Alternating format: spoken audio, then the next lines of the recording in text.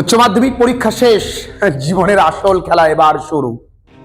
যে স্বপ্নগুলো স্কুল জীবনে তুমি অন্য কাউকে দেখিয়েছো বা নিজে দেখেছো, তোমার গোটা পরিবার যে স্বপ্নকে বুকে বেঁধে রেখে তোমায় মানুষ করেছে, সেই স্বপ্নগুলোকে সফল করার জন্য এবার নেমে পড়তে হবে। এই কঠিন লড়াইতে তোমায় নামতে হবে। এখন দেখবে যে বটবৃক্ষটা তোমার বাবা, যে মানুষটা তোমার উপরে এতদিন ছায়া প্রদান করেছিল বলে তুমি কোনো কষ্ট কোনো কিছুই এক ফোঁটাও অনুভব করতে পারোনি, সেই বটবৃক্ষটা বয়সের কারণে এখন অনেকটাই নুয়ে এসছে।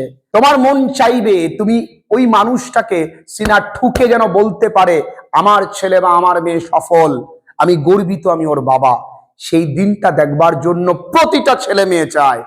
কিন্তু বর্তমান পরিস্থিতিতে কিভাবে কোনভাবে এগোলে কি করতে পারবে, আমার বহু ছেলে মেয়েরাই আজ জানে না।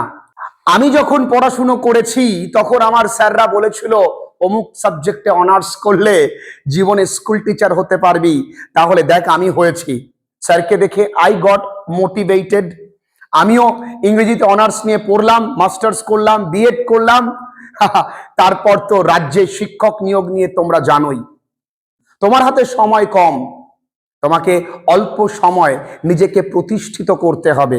এই প্রতিষ্ঠিত করবার লড়াইয়ে তোমায় কিন্তু উচ্চ মাধ্যমিক পরীক্ষার পর থেকেই নেমে পড়তে হবে। তোমার প্রশ্ন একটাই, আমি কি করব? উত্তর অত্যন্ত সহজ। তুমি আর যাই করো আর যাই করো না, সবার আগে এটা এই সমাজ চায়, এই আধুনিক দুনিয়ায়, এই এআই অর্থাৎ আর্টিফিশিয়াল ইন্টেলিজেন্সের দুনিয়ায় তোমার কাছে যেটা চায় স্কিল। তোমার কি স্কিল আছে? তোমার যেটা স্কিল আছে, তুমি ভালো ছবি আঁকতে পারো। এই ছবি আঁকাটাকে যদি তোমার প্যাশন করতে চাও, তাহলে আধুনিকতার সঙ্গে এটাকে নিয়ে আসো। তুমি ভালো কথা বলতে পারো, তুমি ভালো পডকাস্ট করতে পারো, তুমি ভালো ইউটিউবিং পারো। তোমার মনে হয় এই লোকটির মতন আমি ভালো সঞ্চালনা করতে পারি, এর মতন আমি ভালো কমেডি করতে পারি, আমি হাসাতে পারি, আমি ভালো অভিনয় করতে পারি। তোমার যেটা ভালো লাগে সেটাকে প্রফেশনালি নিয়ে আসো।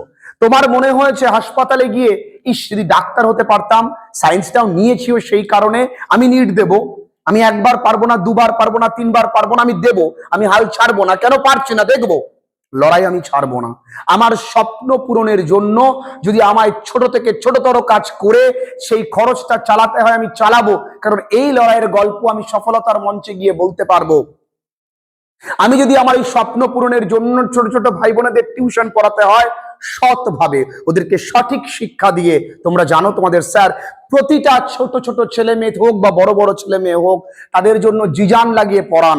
ক্লাস 9 থেকে ক্লাস 12 পর্যন্ত তোমরা যারা ক্লাসেস করেছো, তোমাদের অনেক ভাই বোন আছে আমাদের ক্লাস 9, 10, 11, 12 ক্লাসে রয়েছে। জানো তাদের জন্য কি পরিমাণ পরিশ্রম করি। কারণ সৎভাবে পরিশ্রম করবে, দেখবে পরিশ্রম এবং জ্ঞান কখনো বিফলে যাবে না।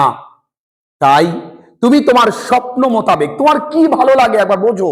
তুমি নাচতে ভালোবাসো, নাচটাকে প্রফেশনালি নিয়ে যাও। গাইতে ভালোবাসো, সেটাকে প্রফেশনালি নিয়ে যাও। কোনো কিছুর মাঝে অর্থ কোনোদিন অন্তরায় হতে পারে না। জীবনে বাধা আসবেই, সে বাধাকে ঠেলে এগিয়ে যাওয়ার নামই জীবন, তার নামই লড়াই। তার জন্য তোমাকে পরিশ্রম করতে হবে। তুমি ভাবছো কলেজে পড়বে, আর একটা জিনিস বলে রাখি, কখনো অন্যকে দেখে, মানে আমার বাড়ির পাশে কেউ একজন নার্সিং করেছে, আমাকেও ম্যানেজ করতে করতে নার্সিং করতে হবে, এটা করো না। আমার বাড়ির পাশে কেউ একজন আইটিআই করেছে, আমাকেও করতে হবে। আগে জানো যে আচ্ছা আইটিআই করছে কেন, আইটিআই করে কি হবে। আইটিআই করার পর রেলে চাকরি পাওয়া যায়। আচ্ছা রেলে চাকরি পেতে গেলে কি করতে হয়? প্রচুর পরিমাণে জিকে, জিআই, ম্যাথামেটিক্স বা যেগুলোকে আমরা রিজনিং বলি, ভালো করে পড়তে হয়। আমি কি পারবো? না শুধু আইটিআই করলাম, একটা কোনো কোম্পানিতে 5 থেকে 10,000 টাকার চাকরি, আমার কি তাতে হবে? কনসিকুয়েন্সটা বুঝে নেবে, তবেই কিন্তু এগোবে। আর হ্যাঁ, স্কিল কোনোদিন বিফলে যায় না।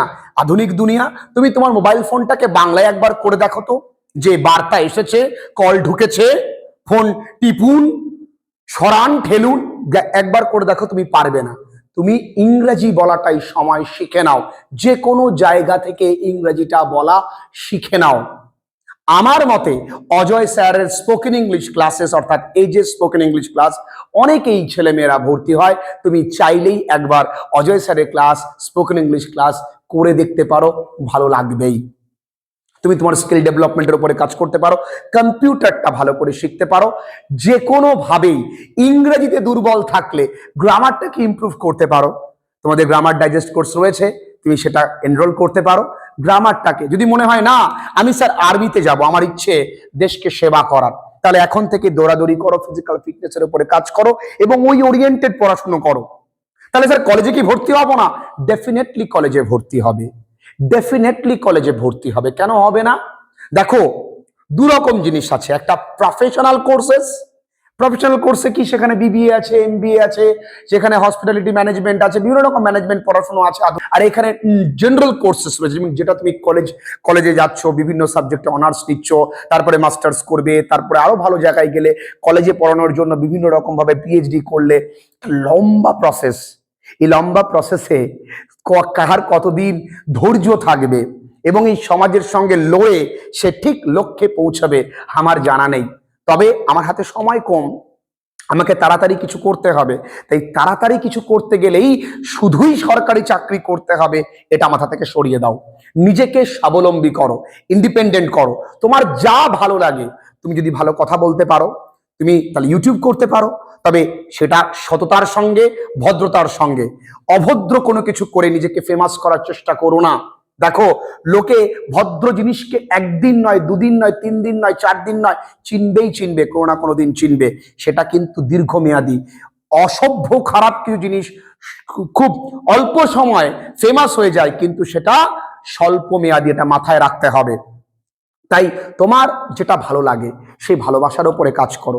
স্যার আমি ডাব্লিউবিসি অফিসার হতে চাই, এখন তোমাদের প্রত্যেকের কাছে গুগল বাবা রয়েছে, তার জন্য কি কি করা যায় সেই মোতাবেক নিজের একটা ফিউচার ডায়াগ্রাম তৈরি করো, সেই মোতাবেক এগো।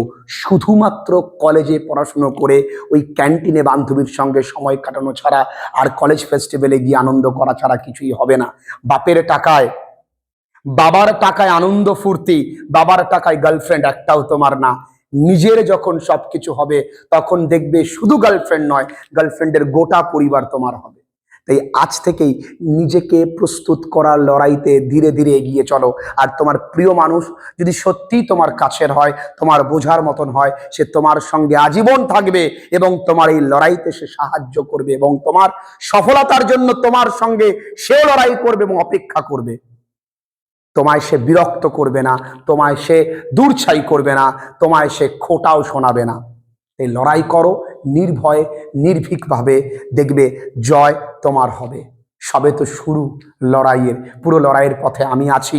আর হ্যাঁ, এই সময় স্পোকেন ইংলিশটা শিখে নাও, ইংরেজি বলাটা শিখে নাও, সাথে গ্রামারটাও যদি শিখতে পারো তাহলে তো সোনায় সোহাগা। দুটো কোর্স ডিটেল তোমরা পেয়ে যাবে আমাদের এই হোয়াটসঅ্যাপ নাম্বারে মেসেজ করলে।